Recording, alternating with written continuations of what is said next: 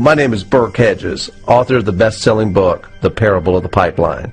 I open my book with a story about Pablo and Bruno, who take two very different paths in their quest for financial independence.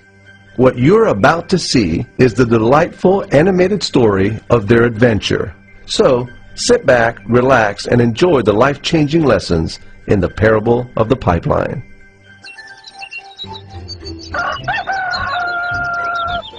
Far away, in a small village, near a beautiful valley, lived two friends, Pablo and Bruno. They were both young and dreamed of a better life for themselves. They'd often discuss their dreams about how they would become the most successful men in the village. They weren't afraid of hard work, and they searched for opportunities to help realize their goals and achieve their dreams. One day, an opportunity presented itself.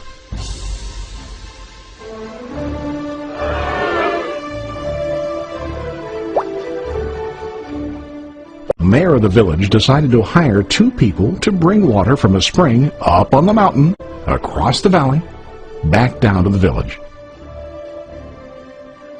They were to be paid based on the amount of water delivered to the village.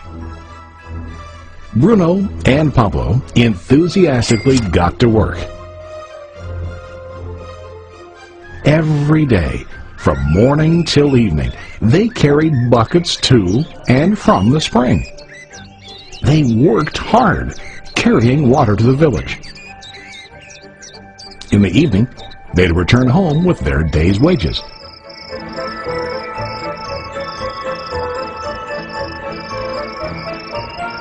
Bruno was satisfied with his work and the money he earned. He was sure that with this work he could achieve his dreams. Bruno thought that to increase his wages he could use bigger buckets to bring more water each trip. He believed with a larger income he would soon be able to buy a cow and the house that he dreamed about.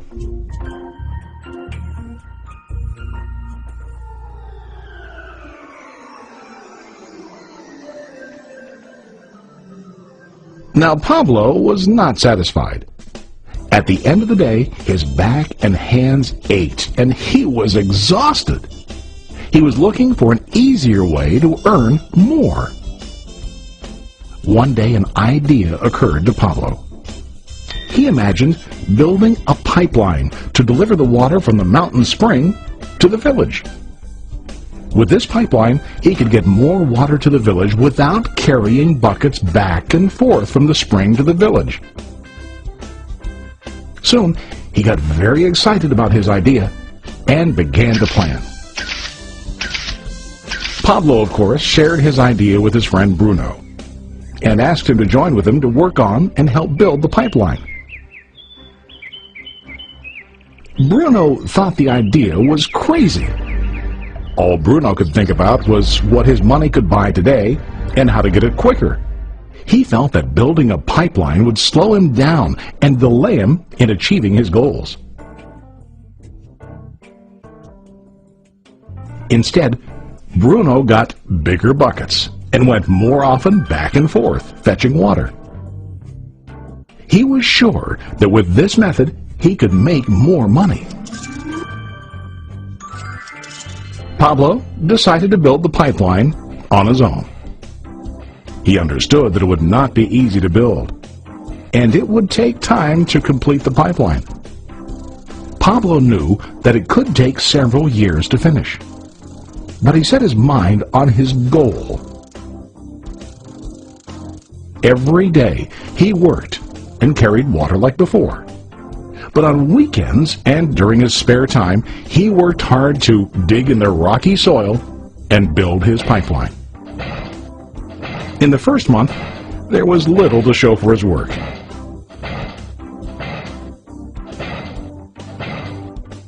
Bruno and the villagers laughed and teased him. They called him Pablo the Pipeline Man. During this time, Bruno's income doubled. He already bought a cow and a bigger house. His lifestyle changed. He now spent time after work in the bar, enjoying his hard-earned wages from delivering water.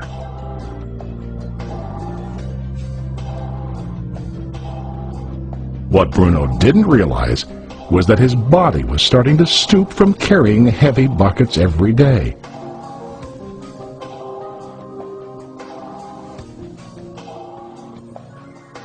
His face looked worn and his body tired. Soon, he began to carry less and less water due to the wear and tear on his body.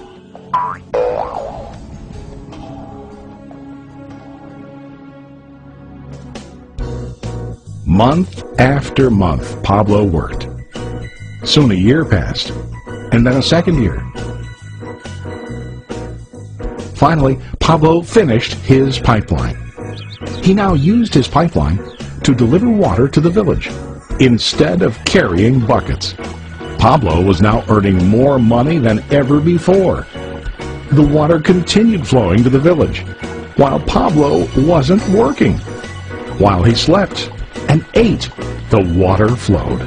Pablo was happy and proud of his insight, persistence, and hard work. Now his income flowed as long as the water flowed through his pipeline.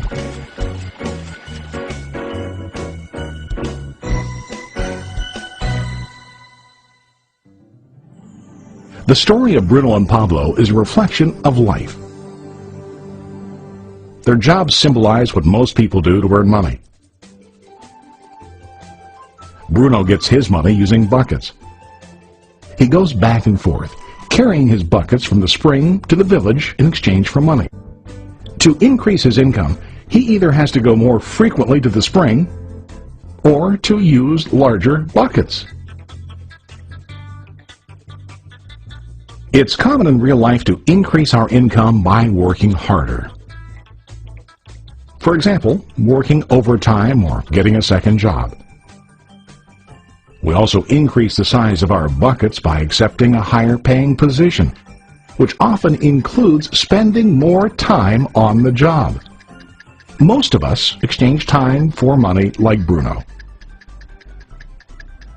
We know that every person has only 24 hours in the day and that it's not possible to use all our time to work.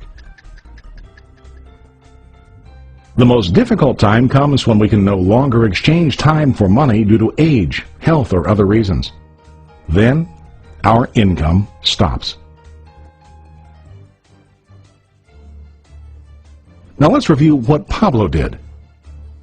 Very wisely, Pablo did not exchange all of his time for limited income, but he used some of his time to build a pipeline.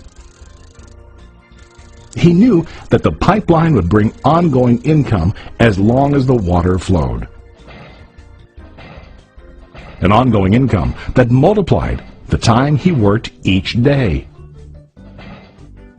Pablo knew that someday, maybe because of age or health, he would no longer be able to exchange his available time for money. Pablo knew that if he could make his idea of a pipeline work, then he only has to do the hard work of building the pipeline. After the pipeline was completed, Pablo was able to monitor and maintain the flow of water to ensure that his income will continue. Pablo has shown us that to earn an income, we don't always have to directly exchange time for money. There really are better ways. How about you? Are you still like Bruno, who directly exchanges time for money? Or do you want to be like Pablo, building and maintaining a pipeline for ongoing income? If you are interested in the idea of building your own pipeline, contact the person who lent you this presentation. You can start building your pipeline today.